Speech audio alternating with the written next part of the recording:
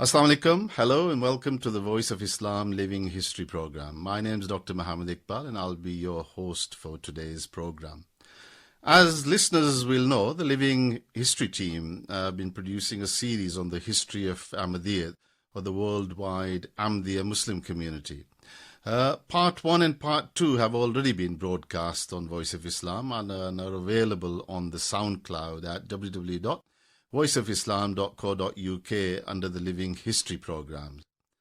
Part 1 covered the advent of the promised Messiah and Mahdi alayhis salam, Hazrat Mirza Ghulam Ahmad, the founder of the Ahmadiyya Muslim community. And Part 2 covered the life and services of Hazrat Maulvi Nuruddin, the first Khalifa or Caliph who led the community after the death of the founder. The word Khalifa or Caliph literally means successor. Part 3 then covered the life and services of Hazrat Mirza Bashiruddin Mahmud Ahmad, the second Khalifa or Caliph, and Part 4 of the series covered the life and services of Hazrat Mirza Nasir Ahmad, the third Khalifa or Caliph of the Ahmadiyya Muslim community, whose Khilafat period lasted 17 years from 1965 to 1982. So in today's program, or Part 5 of the series, we are going to cover the life and services of Hazrat Mirza Tahir Ahmad, the fourth Khalifa or Caliph of the Ahmadiyya Muslim community, whose Khilafat period lasted 17 years from 1982 to 2003. To explore the life and services of the fourth Caliph, I am joined by my fellow panelists, Professor Amir Sharif from the University of Bradford. Assalamu alaikum, Amir. And Yusuf Aftab Saab as well, who is our regular panelist. So assalamu alaikum to both of you. Now, just a brief note before we carry on with the program. Please note that the Holy Prophet, Hazrat Muhammad sallallahu alaihi wasallam, these are terms we use in reference, etc. So we say peace be upon him, etc. normally in our writings. And the promised Messiah, we say alayhi salam, peace be upon him. And with the Khalifas, we say Raziyallah anhu or Rahimullah. But for the sake of brevity, we might not say those because this is a history program. But of course, all reverence is due and paid. So the birth of Hazrat Mirza Tahir Ahmad then is Khilafat coincided with two very important historical events which defined the modern world and the success of the Ahmadiyya community across the world. On the day Hazrat Mirza Tahir Ahmad was born, on 18th December 1928 in Qadian, the city, or the town rather, saw the very first train arriving from Amritsar, and Qadian was a very small town indeed. This was a blessed day, and it was celebrated because it fulfilled a prophecy of the promised Messiah Islam that a train would come to Qadian, in inverted commas.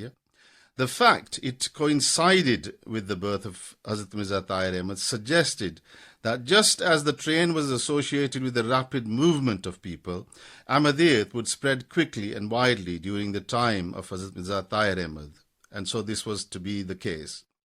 The second important historical event that coincided with his Khilafat was the first Muslim satellite television network called Muslim Television Ahmadiyya, or MTA that we normally say, which truly fulfilled the prophecy of the promised Messiah in spreading Islam to the corners of the world. Moreover, this also fulfilled a prophecy or prediction of his father, the second Caliph, who, in the presence of young Mirza Tahir Ahmad, stated that a time would come when a Caliph of the Ahmadiyya community would be in one place and people from all over the world would be able to listen to his broadcast or sermon at the same time. Hazrat Mirza Tahir Ahmad was a great orator, a deeply learned scholar of phenomenal intelligence, a prolific and versatile writer, a keen student of comparative religions. And during his period of Khilafat, many new projects and initiatives were launched, and we will explore some of these today. So Amir, let's start off then from the beginning with his background. Please, if you could just take us through. Thank you, Jazakallah. Assalamu alaikum to everybody listening. Hazrat Mirza Tahir Ahmad was the grandson, as you may know, of the promised Messiah and Mahdi alayhis salam. He was born on 18th December 1928 in Qadian in India to Hazrat Mirza Bashiruddin Mahmud Ahmad, the promised reformer and the second successor of the promised Messiah alayhis salam, and Sayyidah Maryam Begum Sahiba. His mother, Sayyidah Maryam Begum Sahiba, popularly known after his own name, Tahir, or Mother of Tahir, was daughter of Hazrat Sayyid Abdus Sattar Shah Sahib. He was a devout companion of the promised Messiah and Mahdi and had a very special place in the heart of the promised Messiah.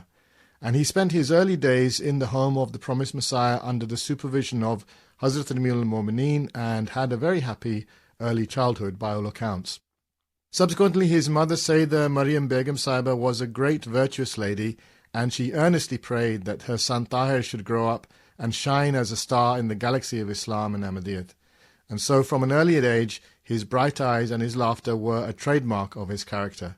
He had a thirst for knowledge and a very creative mind, and curiosity was something that truly engulfed him.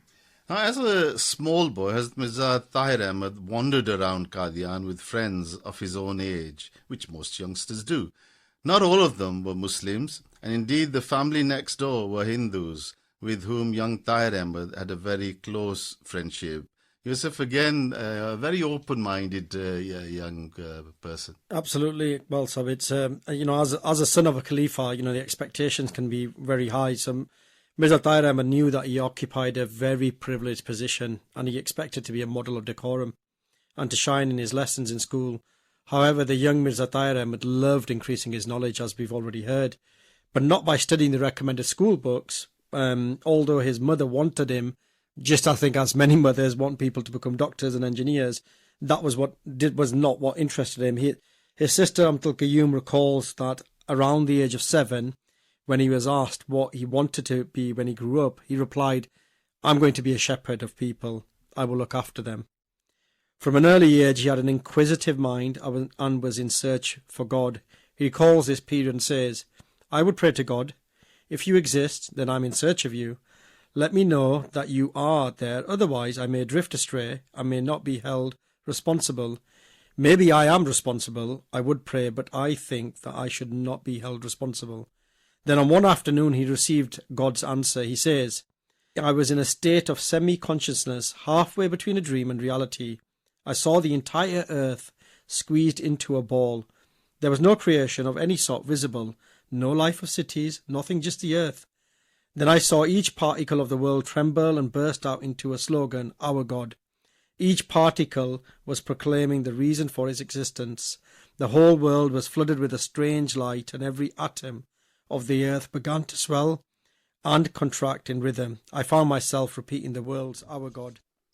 He obtained his early education in Talimul Islam High School in Qadian, and whilst he was sitting his matriculation exam at the age of 15 years, his beloved mother passed away on the 5th of March 1944.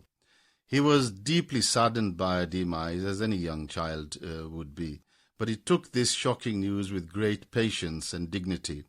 He then joined Government College Lahore in 1944 to complete his FSc, and after that he did his BA degree privately. Again, it's a very interesting early childhood in terms of his education. Professor Amir, if you could take us through. Absolutely. So the education was, of course, a hallmark of his life, one of the many hallmarks. And at the age of 19 years, he witnessed the independence and partitioning of India and Pakistan. And during this difficult time, he was in the forefront of serving the Jamaat. And after migration, he settled in the newly formed town of Rabwa in Pakistan. He took admission into Jamia Ahmadiyya Missionary College Rabwa on 7th of December 1949 and successfully obtained his degree of Shahid in 1953. In 1954, his father, Hazrat Mirza Bashiruddin Mahmud Ahmad, Khalifatul Masih II, was attacked by a non-Ahmadi while leading prayers in Masjid Mubarak Rabwa. And as a result of this cowardly act, he became ill and was later advised to go to London to seek the help of specialists. And as many people know, Hazrat Mirza Tahir Ahmad was one of the members who accompanied him. His father subsequently advised him to remain behind in the UK to improve his knowledge of the English language and the European social habits. And Mirza Tahir Ahmad secured admission at the famous School of Oriental and African Studies, University of London, where he remained for 2.5 years for further education. And he was very popular in the university, and again, instead of focusing on his own studies, he started meeting new people, visiting different towns and going to new places to improve his general knowledge. He wanted a deep understanding of the English culture, history and geography, and so he actually hitchhiked all over England.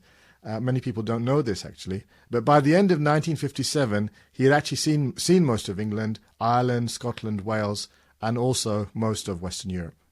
Quite an interesting early stages of his life, clearly, and that showed later on when he became a Khalifa, his experience and insight. Hazrat Mirza Tahir Ahmad returned to Rabwa on the 4th of October 1957, and in December of that year he got married to Sayyida Asifa Begum Saiba, the daughter of Sahibzadi Amtus Salam and Sahibzada Mirza Rashid Ahmad.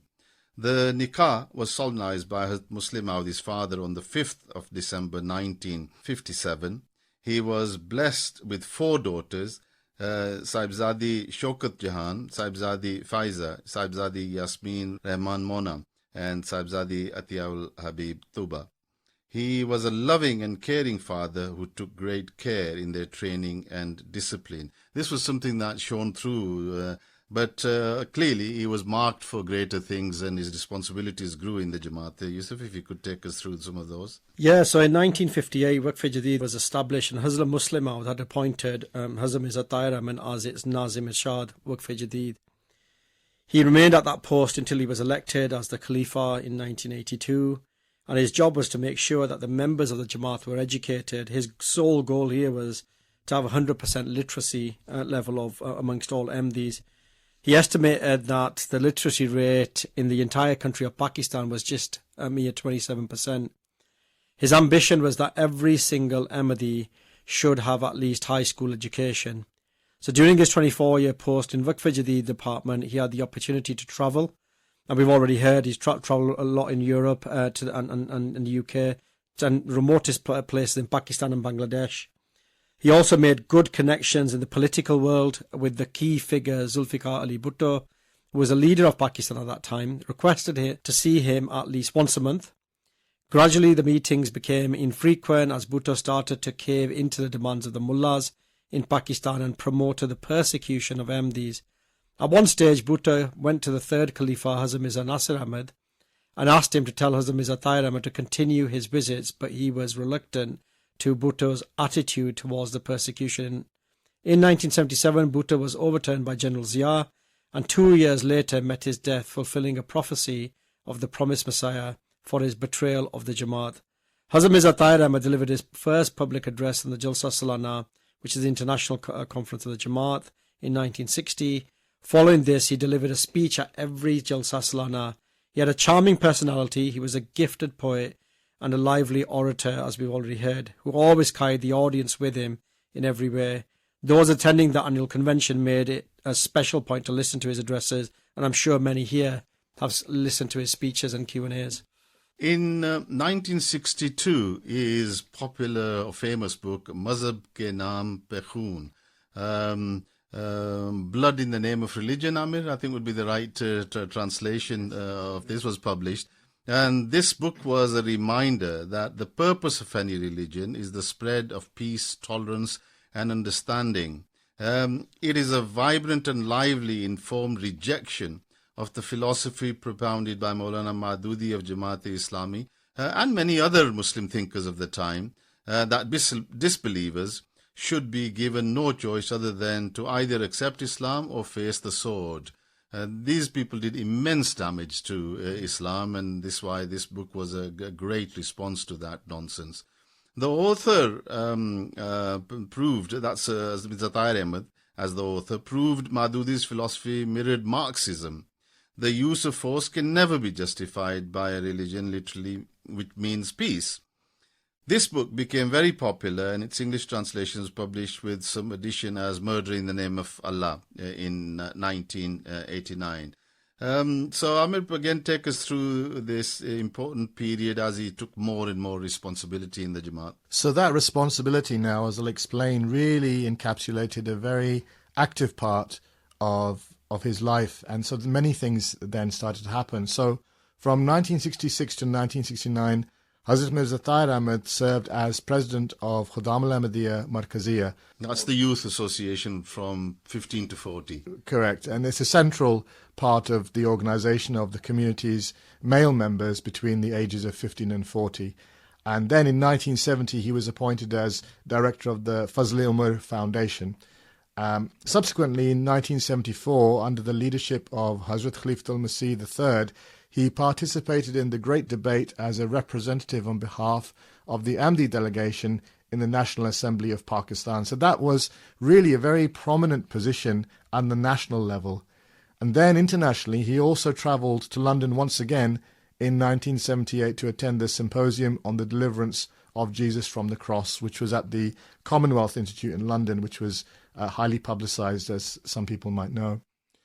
Then, once more, on 1st of January 1979, Hazrat Mirza Tahir Ahmad was elected, at this time, to a senior position in the community as Sadr Ansarullah Markaziyya, again in the central auxiliary organisation for the community for men aged over 40 years of age. And he held this position until his election as Khalifatul Masih IV. In 1980, he was appointed patron of the Ahmadiyya Architects and Engineers Society, and in the same year, he was appointed patron of the Worldwide Ahmadiyya Students Association, which progressed enormously under his guidance, again serving to highlight his interest and thirst for knowledge and education globally. In addition, he served the community by running a homeopathic clinic, and many persons attending the annual convention or Jalsa Salana recall having been treated by his excellent remedies. He also served for many years as Naib Afsar Jalsa Salana Rabwa, again a position of great authority. And from 1980, he travelled throughout Pakistan and started addressing gatherings, holding question and answer sessions at small villages as well as big cities, and maybe a shape of things to come. So now we come to his period of Khilafat, which lasted from 1982 to 2003. In the early hours of 9th of June 1982, members of the community received the sad news of the death of Hazrat Mirza Nasir Ahmad, the third Caliph. Under the guidance of Sahibzada Mirza Khurshid Ahmad Sahib and Hazrat Sahibzada Mirza Tahir Ahmad, Hazur's body was taken from Islamabad to Rabwa for burial. On the hot and sultry day of 10th June 1982, the Electoral College convened in Masjid Mubarak Rabwa under the chairmanship of Sahibzada Mirza Mubarak Ahmad, and Hazrat Mirza Tahir Ahmad was elected as the Khalifatul Masih IV. On the same date, Hazrat Mirza Tahir Ahmad led the funeral prayers of Hazrat Mirza Nasir Ahmad, the third Caliph, who was buried in Behshti Maqbara, the heavenly graveyard in Rabwa. The next day, he delivered his first Friday sermon as the Khalifa of the Ahmadiyya Muslim community in the Masjid Aqsa in Rabwa. So Yusuf, take us through this amazing period of Khilafat starting early on. Yeah, so after he assumed the exalted office of Khilafat as a Khalifa Masih IV, he travelled to Europe in 1982 to inaugurate the Ahmadiyya Muslim mosque in Pedrabad, Spain, which is 25 kilometres from Cordoba. The foundation stone had been laid by Hazrat Khalifa Masih III, Hazrat Mirza Nasir Ahmad, in October 1980, but sadly he passed away before its completion. So on the 10th of September 1982, after a lapse of almost 700 years, Spain, or as known then Andalusia, which was once a Muslim country, saw Hazrat Mirza Tahir Ahmad inaugurate Masjid Basharat in Pedrabad. Members of the Ahmadiyya Muslim community throughout Europe travelled to witness this historical event. During his tour, Hazur also travelled to Norway, Sweden, Denmark, Switzerland, Holland and the UK.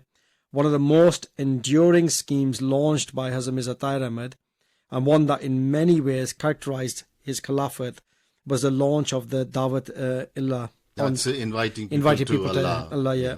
On 28th of January 1983, this was a scheme that committed every member of the community to become a person who calls others to Allah, thus conveying the message of the true Islam.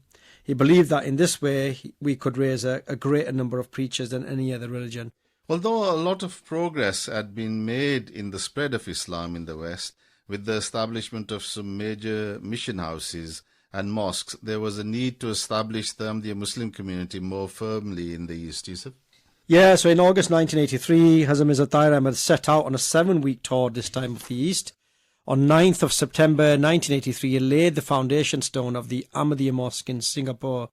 And in Lutoka, Fiji, on the 25th of September 1983, then on the 30th of September in 1983, he laid the foundation stone of Beit al-Huda Mosque and Mission House in Sydney. During this visit, he also addressed a crowded press conference at the University of Canberra, where he expounded the beauty of Islamic values. Although the Ahmadiyya Muslim community was spreading its message very successfully throughout the world despite the problems, back in Pakistan, things were being made more and more difficult for the community. After sentencing Bhutto to death, as Amir pointed out, Ziaul Haq, now safely installed as President of Pakistan, in 1978 pushed through Parliament a series of laws that created a separate electorate system for non-Muslims, including Ahmadis. Upon the election of Hazrat Mirza Tahir Ahmad as Khalifa, he took steps to win greater favour from the mullahs of Pakistan, so that Pakistan could stay in Pakistan, so he could stay in power and alienate the Ahmadiyya Muslim community even more. Whilst all this was going on, Khalifatul Masih IV used the annual convention, which we call the Jalsa Salana, held on 26th to the 28th December 1983, to prepare the worldwide Ahmadiyya Muslim community for the challenges and dangers that lay ahead. More than 275,000 Ahmadis attended this convention, one of the largest ever held, and that was to be the very last annual convention to be held in Pakistan. Amir, this was a traumatic period for the community, but by the grace of Allah, just take us through this period, how the community got through. Absolutely, Dr. Saab. And of course, now this is one of the milestones of the community and of its history, because now we come to the Anti-Ahmadiyya Ordinance 20 and the migration of Khalifatul Masih IV to the UK. So in 1984, Pakistan's constitution was amended once more. And on the 26th of April 1984, General Ziaul Haq issued the notorious Anti-Ahmadiyya Ordinance, or Ordinance 20, rendering it a criminal offence punishable with fines and imprisonments for Ahmadis to engage in certain acts of worship or use certain Islamic terminologies. So this was made national law at that time, so much so that no Ahmadi could declare himself or herself a Muslim. This meant that Ahmadis could not recite the Quran or call the Azan, which we know as the call to prayer, before Salat times. They could not even display the Kalimat Tayyibah or offer the Islamic greeting Assalamu alaikum to anyone. These are, of course, central to being a Muslim, and the contravention of these regulations by Ahmadis would carry heavy fines or imprisonment, or both. So thousands of Ahmadis were thrown behind bars under these draconian and unjust laws, and some, unfortunately, are still incarcerated in Pakistani jails. So at this time, Hazrat Khalifatul Masih IV was still living in Rabwa, still in Pakistan, where the head offices of the movement are located. General Ziaul Haq ordered that Huzur should not be allowed to leave the country under any circumstances. So personnel were assigned to all the exit routes in Pakistan to keep a watchful eye for Huzur. The plan hatched by Zia was to capture the head of the movement because he knew it would ultimately peter out the community. Then begins a very fantastic journey, if you like, and the establishment of the Jamaat in the UK, but the propagation of the Jamaat and its future success started. After Isha, the night prayers on 28th of April 1984, at the Masjid Mubarak in Rabwa, he addressed the worshippers, and on 29th April 1984, Khalifatul Masih IV left his home in Rabwa. His KLM flight from Karachi was delayed by about an hour. Now, this delay had been due to his presence. The immigration officers had in front of them a letter issued directly from General Ziaul Haq, and it stated very clearly with the words, Mirza Nasir Ahmad, who calls himself Khalifa of the Ahmadiyya movement, should not be allowed to leave Pakistan. Now, we can see straight away there is a slight difference in the name, but that was the order that was issued. And General Zia, as a result, had been used to dealing with the third Khalifa most of the time, and so the name written on the letter was that of Mirza Nasir Ahmad. But of course, the Khalifa had changed. The fourth Khalifa's passport stated quite clearly that his name was Mirza Tahir Ahmad, and that he was the head of the Ahmadiyya movement, so a clear difference. So during the hour they had waited, Passport Control had tried to contact someone in Islamabad to sort out this confusion, but at 2 o'clock in the morning, no one could be reached who could solve this problem. So there was no official information that the Khalifa was on his way to Islamabad, as another car had left for Islamabad from Rabwa, which was actually taking Huzur's brother Sahibzada Mirza Munawwar Ahmad. The immigration officers therefore made the decision that they had in front of them must have been an out-of-date order, and the rest is history, as we know. It's just an amazing event, isn't it? Really, Allah plans for His beloved ones. Absolutely. So Hazrat Khalifatul Masih IV, Hazrat Mirza Tahir Ahmad, arrived miraculously in London safely on 30th April 1984 by the KLM flight via Holland. He immediately summoned a meeting of the community and asked the members to be steadfast and to prepare for the challenges ahead. The first Friday sermon delivered in London after his arrival in the UK was at the Fazal Mosque on 4th May 1984, and I think we all remember that event. It was just absolutely amazing. Whilst in London, he lived in Southfields at the Fazal Mosque complex, and from here he launched several landmark initiatives that resulted in an unprecedented expansion of the community. On the 20th of July 1984, the government of Pakistan issued its white paper, terming the Ahmadiyya community a 90 years cancer that had to be terminated. Hazrat Mirza Tahir Ahmad, Khalifatul Masih IV, rose to the challenge, and through a series of sermons, he minced no words and pulled no punches as he produced evidence and destroyed piece by piece each false allegation leveled against the founder of the community or its beliefs. These sermons were later published as a book, Dahaka al-Batil. This was further supplemented by appeals made to leading parliamentarians, human rights organizations and Amnesty International, and his trusted friend Mr. Aftab Ahmad Khan, the Amir of the UK. And Brother Sahibzada Mirza Muzaffar Ahmad, the Amir of the USA, assist him in this work. This is probably a good place for us to have a break. Inshallah, we will carry on after the break with the amazing period of Khilafat under Hazrat Mirza Tahir Ahmad. So, inshallah, we'll be back in a short while. Just a reminder, please do let us have your feedback at our hashtag at VI Living History. And also visit the website www.voiceofislam.co.uk, and under the programs you'll see Living History and all the 43 programs or whatever numbers we've reached so far. You'll be able to listen to them at your own leisure. So inshallah we will see you shortly.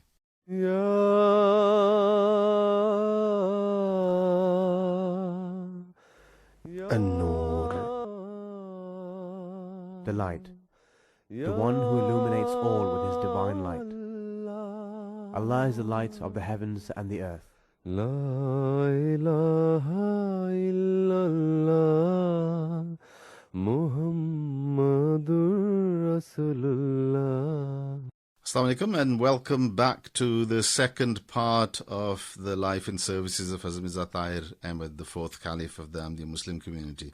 So in the first part, Amir and Yusuf, we, I think, gave listeners a good feel of the background to Huzur, and we finished off with his miraculous arrival to the UK because of the persecution in Pakistan. And in many ways, Yusuf, this was a blessing for the UK community and also for the global community as well. Just take us through that momentous period. Yeah, I was just a baby at that time. I'm sure you guys know a great amount, but upheaval of moving from Pakistan as the headquarters and then establishing in 1984 when Huzur arrived, and creating new Jamaat headquarters in the UK. So there was immense pressure on the... Although the UK Jamaat had been established since the 20s, but this was now essentially absolutely the international headquarters. Yeah, and the transfer of information across there. So due to the size of the anticipated events and the prospect of arranging for huge gatherings with visitors from all parts of the world flocking to see their beloved Khalifa because they've never seen their Khalifa Masih, he's always been in Pakistan, it was quickly realised that a large plot of land was needed. So after a brief search, soon an ideal plot of land just 30 miles from South London was found in Tilford, Surrey. The site of the old Sheep Hatch School, which had closed in 1977, was acquired. In 1984, it was named Islamabad. The school was built in 1939 and provided a nice secluded setting for about 350 students housed in wooden barracks and the 25-acre land surrounded by trees. The facilities needed a lot of repair and the grass had grown out of control, requiring the hard work of many Khuddam. These are youngsters in the organisation, as Amir had already said, from the age of 15 to 40, and contractors to bring it into some sort of shape for large gatherings. The first annual convention was held at this site in 1985, and in the years to come, Islamabad would be stretched to its limits as annual conventions as Jalsa Salana grew into an event attracting upwards of 25,000 visitors.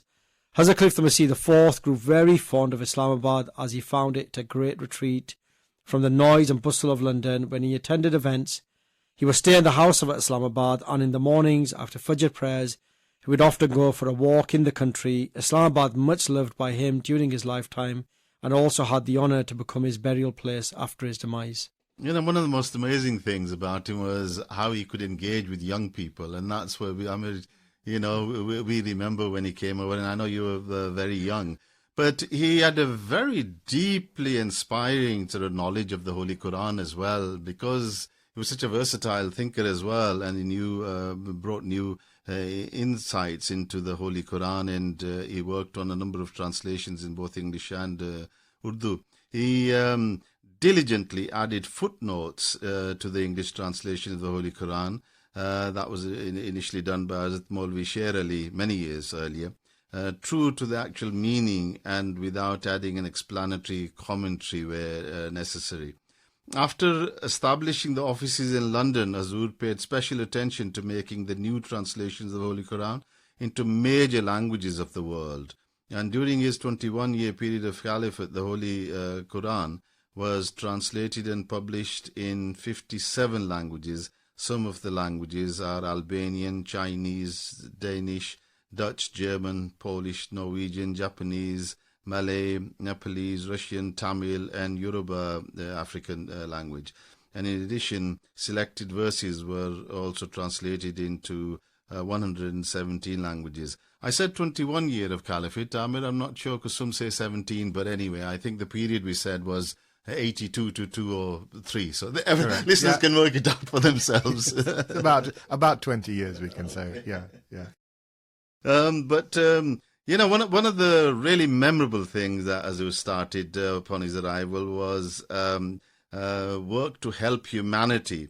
And one of the ways was to raise money through charity and the great marathon walk. So I'm going to take us through that momentous occasion, because I remember the very first marathon walk, which I'm sure you will as well. Absolutely. So sports and general exercise was something, a hallmark again, another great hallmark of Khalifa Rabi IV, Caliph of the community. And in pursuit of this aim of general engagement with the community and with society in more wider terms, Hazur formally launched the annual charity marathon walks, and the first event was held in Islamabad in 1985. And these marathon walks, charity walks, are still a hallmark of our community, as many people know. And it's not just for our community, it's for all walks of community, which is something really momentous. And the event has had the grace of God, seen it increase from strength to strength, allowing hundreds of thousands of pounds to be raised for national and local charities since its inception. Again, very, very well publicized, very well recognized by people outside of the community as well, as a notable contribution that the community makes, the Ahmadiyya community makes, to the general well-being of society. And we're very proud of that, of course. So Hazur was always very fond of exercise, of traveling, of meeting people, of connecting with society. And he wanted to motivate and inspire Ahmadis to convey the message of Islam, Ahmadiyyat, personally in this way. And what a great example, an exemplar he was in that. And one example we have, in September 1985, Hazur visited several European countries, opening new missions in Holland, Belgium, and West Germany to declare them open. In addition to holding his own popular question and answer sessions, 4 press conferences were addressed. And again, some of these are milestone events and very well recognized and documented sessions they were.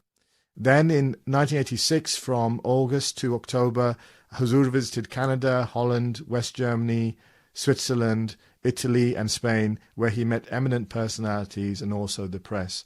And during the tour, on 20th September 1986, he laid the foundation stone of the first Ahmadiyya mosque, Baitul Islam, in Maple, Ontario, Canada.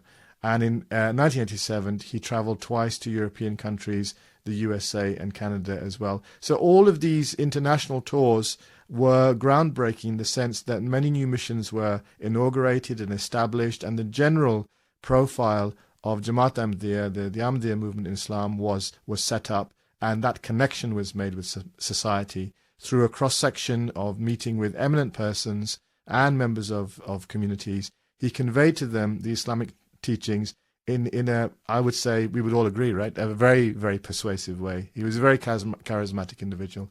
And so he was hailed in many cities of America, including Washington, D.C., where the day of his visit was actually declared Mirza Tahir Ahmad's Day, which is one thing that I didn't know. So amazing. We learn all of these things all the time. So no matter where he traveled, Huzur was always concerned about the suffering of Ahmadis in Pakistan. And on the 14th of March 1986, he launched the Sayyidina Bilal Fund for families and dependents of those Ahmadis who had been martyred or were held prisoners as a result of their preaching activities against the Ordinance 20 in Pakistan. Huzur felt very deeply about these innocent victims of oppression and was known to spend the whole night in prayer for them. And Huzur invited members on a strictly voluntary basis to contribute to this fund, and members responded generously. Indeed, Huzur also kept a close contact with the prisoners and their families and those of the martyrs as well. He was touched by the sufferings and the courage of many of these people. He would earnestly pray for them and would request others to pray for them also. During the fourth Caliphate of Huzur, 3,291 cases were filed against innocent Ahmadis, including 16 cases against Hazrat Khalifatul Masih IV himself. One case was filed against all the 50,000 residents of Rabwa. This is how the stupidity really spread throughout Pakistan against Ahmadis. Then we also come to the first visit of Huzur to West Africa in 1988. In January 1988, he set his foot in West Africa for the first time, as I said, and this tour of 6 countries spanning over 5 weeks was highly successful. Tumultuous welcome greeted him everywhere: the Gambia, Sierra Leone, Liberia, Ivory Coast, Ghana, and Nigeria. Various presidents, ministers, and parliamentarians and paramount chiefs met him. And I was lucky to see those videos at first hand, and I did the commentary on those in my young days. When Saki Saab had accompanied him, and Majid Saab was currently heading Tabshiri in the UK. So it was an amazing visit to see all those people. But Yusuf, take us through this. And I think people will realise here that how Allah opens up avenues for his Khalifa and the prestige that is given. So the President of Sierra Leone was with him for just half an hour, and he offered him the use of his personal helicopter and also assigned a police personnel for his security. Throughout the country, the government made arrangements for his stay. Likewise, the government of Liberia provided him use of 2 chauffeur-driven cars as well as a police squad for security duty. There was a meeting with the President and Vice Presidents of Ghana. In almost all these countries, radio and TV gave ample appreciative coverage of Huzur's activities. Medical and educational institutions provided by the movement for the benefit of the people were highly praised. Returning from this tour, Huzur proclaimed, "I perceive light, not darkness, in this continent. Many outsiders came here and exploited the people. The wealth of Africa was used elsewhere. Allah has inspired a plan in my mind that the Ahmadiyya movement would procure funds elsewhere in the world but utilize here in Africa." So Huzur created an exclusive department and charged it with the fostering and a renaissance and the revival of African people. He also urged Ahmadi doctors, teachers and specialists in other fields to offer themselves for the service in Africa. So in August-September 1988, he travelled to East Africa, Mauritius. This was the first time ever that an Ahmadiyya Khalifa had travelled to this part of the world.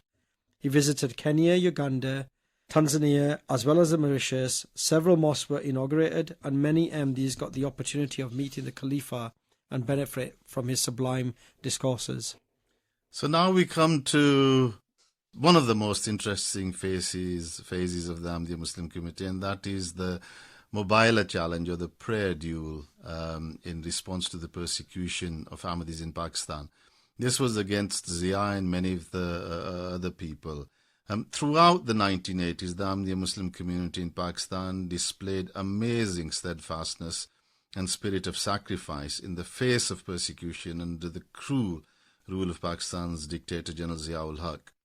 The community in Pakistan stood firm like a rock, loyal to every command of their Khalifa who guided them from the UK. The machinations, intrigues and campaigns of derision were met with fortitude, highest grade of virtues and beneficence reminiscent of the earliest Muslims in Islamic history. However, Zia was becoming more and more intolerable, and under Allah's guidance, Hazrat Mirza Tahir Ahmad, the fourth Caliph of the Ahmadiyya Muslim community, declared on the 10th of June 1988 that enough was enough. On that blessed Friday, in accordance with Islamic practice, Hazur issued a Mubailah challenge, which, as I say, means the prayer duel, to Zia-ul-Haq and the enemies of Ahmadiyyat in Pakistan. As the head of the Ahmadiyya Muslim community, Hazrat Mirza Tahir Ahmad Sahib said, and I quote, "I, therefore, as the Imam of the Ahmadiyya Jamaat, by virtue of this writing, hereby announce that if you are true in your accusations and fear God, then without any hesitation come forward and join me in this prayer of Mubailah, that may the curse of Allah be on the liars." Amir, it really was a momentous occasion, and the results were amazing, but just take us through that. Amazing, extraordinary, and this is, again, very, very historic challenge, but out of complete sincerity based upon faith and truthfulness. So the matters between the Ahmadiyya Muslim community and the leadership of Pakistan were now to be judged ultimately by Allah, by God, the best of judges. The prayer duel named the leading enemies of Ahmadiyyat individually, including some of the editors of the opposition newspapers.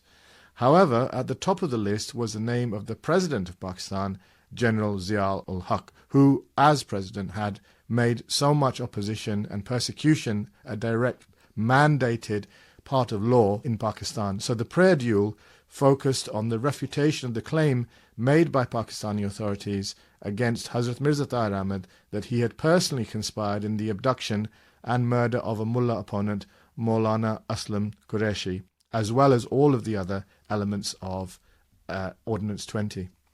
1 month after the prayer duel, the supposed victim of the atrocities of Hazrat Mirza Tahir Ahmad, Maulana Aslam Qureshi, miraculously reappeared in Pakistan alive and well. So we can see immediately there something was strange, something was afoot, this was not right. And this was broadcast widely across Pakistan, and at least the public came to know that the accusations against Hazur and the Ahmadiyya Muslim community were completely false, and that the mullahs turned out to be complete liars. I mean, this was totally extraordinary turn of events. And again, this, you have to remember, this was at the behest of the government of Pakistan.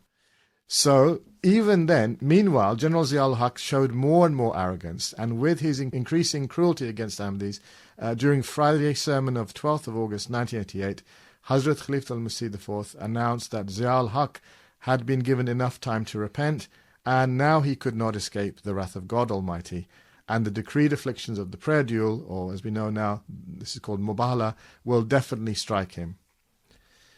Hence, and exactly 5 days later, on 17th August 1988, General Zia-ul-Haq, together with some of his key military colleagues, the American ambassador and the CIA representative in Pakistan, perished in a horrifying air crash.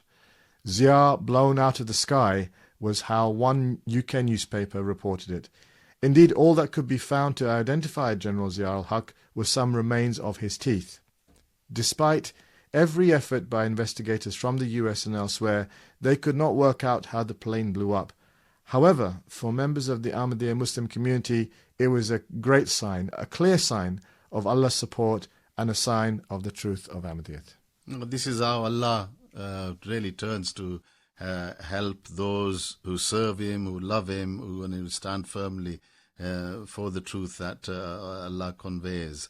So this was something for Pakistanis and other Muslims to reflect on, Meanwhile, the Ahmadiyya Muslim community was marching forward and they were preparing for the centenary celebrations. And on the 23rd of March 1989, Hazrat Mirza Tahir Ahmad Khalifatul Masih IV led the community in the Thanksgiving celebrations to mark the first centenary of the Ahmadiyya Muslim community. 100 years ago, on 23rd March 1889, Hazrat Mirza Ghulam Ahmad founded the Ahmadiyya Muslim community, a community that had now spread throughout the world and that was seen as the true representative and champion of Islam. Hazur had issued instructions throughout the world for marking this historic event, and grand ceremonies were planned and took place in almost 100 countries, in which eminent leaders were invited, including newspapers, radio and television, which carried news prominently.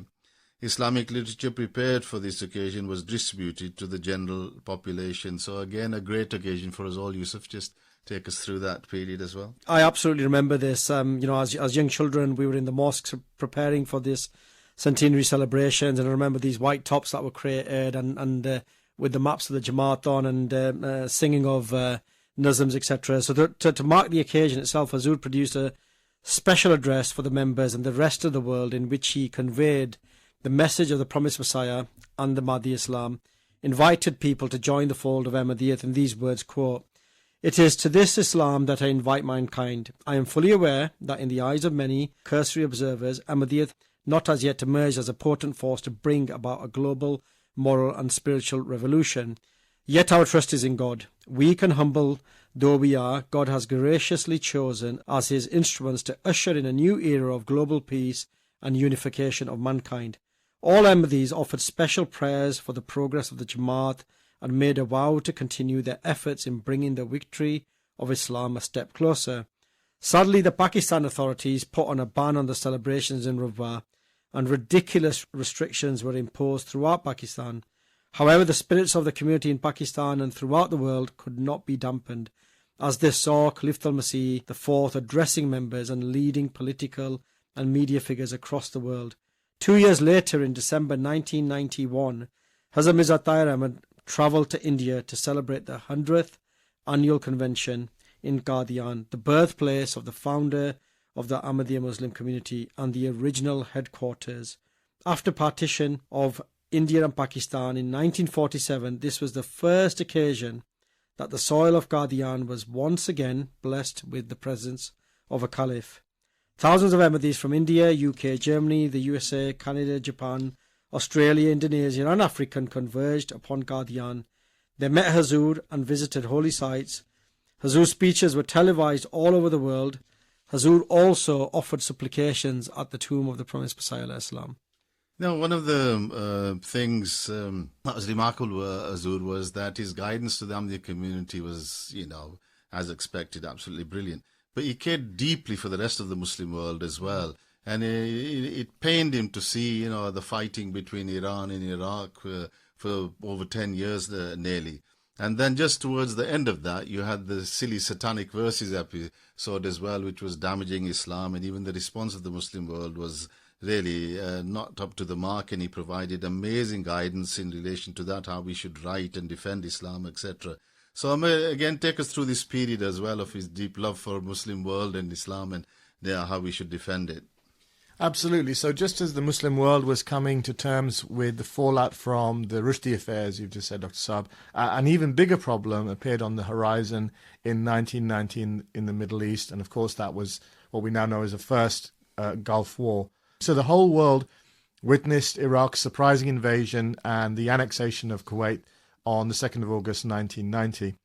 And the following day, exactly the following day, the supreme head of the Ahmadiyya community began a series of 17 sermons on this very issue, again seeking to bring together the worldwide Muslim community, not just the Ahmadiyya community. And these sermons were compiled and are presented in the book The Gulf Crisis and the New World Order, written by Hazur. So Hazrat Mirza Tahir Ahmad unmasked the injustices and double standards of both the Muslim world and Western nations in that book. And in his Friday sermon of 3rd August 1990, Hazur stated, "I feel that this period of adversity and decline and these repeated miseries are the consequence of the Muslim denial of His Holiness, the promised Messiah alayhi salam. There is no doubt about it. Therefore, my message to you is that you should submit yourselves to the Imam of the age. Accept that one who was sent by God. He is the one who has the ability to lead you. Without him, and separated from him, you are like a body which has no head. It's very, very powerful words, a very, very powerful message to the Muslim Ummah worldwide. And so in his Friday sermon of 17th August 1990, Huzur also stated very clearly, the non-Muslim nations are busy making tall claims in the name of justice, as if they have been appointed the sole custodians of justice in the world, and that justice would become extinct but for the might of these nations. On the other hand, Muslim countries are making tall claims in the name of Islam. But when you hold these claims being made on either side, when you hold them up to scrutiny, you discover that these are equally devoid of the elements of justice that are laid down by the Holy Quran, and therefore that are laid down by Islam itself. Unfortunately, Huzur's advice to the Muslim world went unheeded, and things continued to go from bad to worse. And just as the Western powers had finished destroying Iraq, trouble was brewing in the Balkans for the Slavic Muslims in Bosnia-Herzegovina. Following the war between Bosnian Muslims and Serbians, there was a massive humanitarian crisis in 1992. And again, Huzur rose to this challenge as well. And during this period, he founded a relief organization by the name of Humanity First, which has grown, as you both know, from strength to strength. Its mission was to help ease the suffering and create a sustainable future for the victims of war, aggression, famine, and natural disaster. A number of large convoys were sent to Bosnia from Britain and other parts of Europe, which provided immense help and relief. This had culminated in the delivery of food, medicine, and clothing to many refugees who had been homeless. Today, this humanitarian organization has sent huge consignments of food, clothing, and medicine to many countries, including Bosnia, Kosovo, Sierra Leone, Liberia, and Tanzania, and even far out places like Japan and other places where earthquakes have taken place. They provided help. The community is actively providing help to the needy and the poor in third world countries as well. And then, of course, we come to one of the most important launches and initiatives in the Ahmadiyya Muslim community, the launch of MTA International. Under Huzur's guidance, MTA became the first TV channel to broadcast Islamic programs globally. MTA's first channel was launched on the 31st of January 1992, broadcasting the weekly Friday sermon, and then on the 31st of December 1993, he delivered his Friday sermon in Mauritius, and Muslim television Ahmadiyya commenced its 12-hour coverage on satellite on the 1st April 1996, and then later on, the 24-hour broadcasts were made. And this was followed by MTA being launched on the Sky platform as a free-to-air channel, which we all watch. So an amazing period, Yusuf. Yeah, and so many programs on MTA, and Huzur really enjoyed, participating and actively putting the programs together. And one of these key ones was the Work for No Children. It's a scheme, parents dedicating their children for the purpose of Islam Ahmadiyya. So Huzur, in anticipation of this, in 3rd of April 1987, launched a scheme, knowing that the challenges that were going to pose the community as they went forward. Initially, he had a target of 5,000, which was met, and then that two years later, that was increased to 15,000, which again was surpassed. In the 1992, a separate wakalat was created, an administrative body to look after these children, and Huzur gave detailed guidance himself on the training of these children and developed a very close relationship and bond with them. On February the 12th, 1994, Huzur started a series of lectures, his love of the Holy Quran and on the exegesis of the Holy Quran. These discourses, again, were televised in multiple languages on MTA, and they were translated, so English, Russian, Arabic, Bosnian, and French. And Muslims across the world enjoyed Huzur's vast gems of wisdom on the Holy Quran. Again, there were lots of programs that Huzur did. Amir, he wasn't formally a scientist, but his question-answer sessions covered such a vast area. Do you want to share some thoughts and insights into those? And as we've all been saying here, we all have fond memories of Huzur. We've seen his question-answer sessions. We may have even taken part or been there. throughout all of that. And this element of education, interest in knowledge and philosophy and science was something very natural for him. So he had a philosophical bent of mind, and as a layman, he became a sort of a scientist, like that interest in science and interest in knowledge and life sciences attracted him deeply, and he had a deep knowledge of human psychology as well. He has had an amazing analytical mind of high intelligence, as you said, Dr. Saab. Even though he wasn't classically trained as a scientist, he actually connected with that way of thinking almost naturally, and leaving his listeners and readers spellbound. He had that authority about him. I mean, both his lectures as well as his book, Rationality.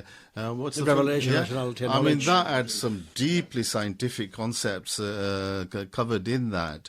And another thing that I think we are lucky in the UK is that because the headquarters moved to the UK in many respects, of course, Rabwa always remained the sort of the traditional headquarters, but because of Azur's presence. The annual conventions in the UK attracted people from all over the world, and with Azur being here, the UK conventions became such a major feature and quite a challenge for the Amir of the UK and his team and all of us really living here. I think we're coming towards the end of the program, so really just to move towards the last stages. I mean, there's so much to say. alislam.org provides so much about his life, his books, his sermons, his programs, etc. So listeners who want a lot more in-depth coverage. So we move towards the last phase of his life, and Hazrat Mirza Tahir Ahmad Khalifatul Masih delivered his last Friday sermon at the London Mosque on the 18th of April 2003, and that same evening attended a lively Majlis Irfan question and answer session, and the next morning at 9:30 a.m. on the 19th of April 2003, he passed away in his residence in Inna Lillahi wa Inna Ilaihi Raji'un. The local authorities honoured him with a historic police escort down the A3 from the London Mosque to Islamabad, where he was buried. After his burial, his wife joined him as well, because initially she'd been buried in a separate, so both of them there. And many members now go to Islamabad to pay their respects and offer prayers. So really, in summary, Hazrat Mirza Tahir Ahmad's leadership was characterized by a vibrancy and dynamism that became the hallmark of his 21-year tenure of office. He made himself accessible to members of the community through his extensive travels worldwide.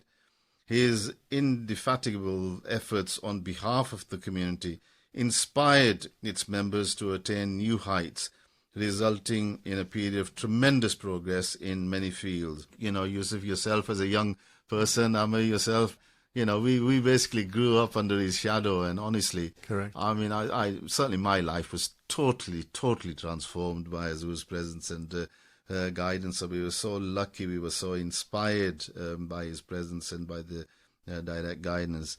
Through his own noble example, he renewed the spirit of commitment and service amongst all his followers. Foremost amongst his achievements was the creation of an international satellite, as we mentioned, the MTA, Muslim Television Ahmadiyya. This channel now broadcasts, and people can see it on Sky as well. 731 currently. I know occasionally they change it, but it's a 731. His question and answer sessions are available on the internet as well on a regular basis. Translations in so many different languages. We mentioned the Revelation, Rationality, Knowledge and Truth book, which again is a masterpiece, really. So I think listeners will have plenty to have a go at if they go to the Al-Islam website. And, so many tributes were given. We don't have time, but Tom Cox gave an amazing tribute, as did Lord Avebury upon his passing away, Lord Geoffrey Filkin, and many others from all over the world. May Allah bless the community, and may we follow our Khalifa's guidance. We hope you enjoyed this program. Do please give us your feedback at Voice of Islam Living History, or VI Living History is our hashtag. And do go to the website www.voiceofislam.co.uk and listen to our recorded programs. Inshallah, we will be presenting some new programs very soon. Until then, Assalamu alaikum.